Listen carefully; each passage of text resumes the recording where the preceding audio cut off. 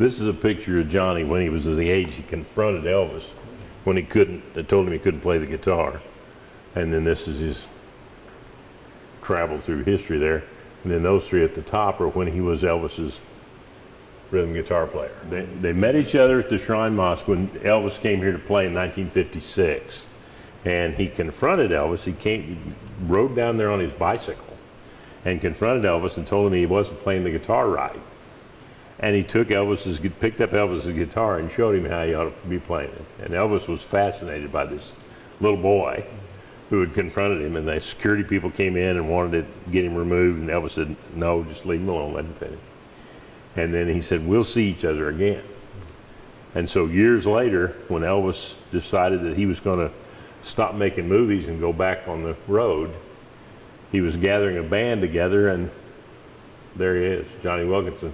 This same boy was hired to be his rhythm guitar player and traveled with him for, I think, 8 or 9 years until Elvis passed away.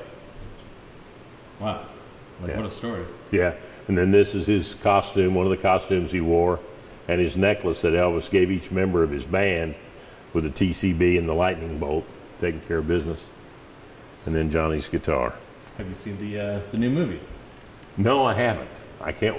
I'm really looking forward to seeing it. Not so much about Elvis, but I want to see Tom Hanks because he's practically unrecognizable as Colonel Tom Parker.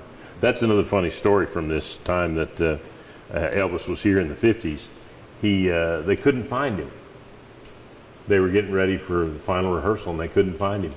And so the security people came to Colonel Parker and said, we can't find Elvis. He's nowhere to be found. And Tom Parker said, is there a theater nearby?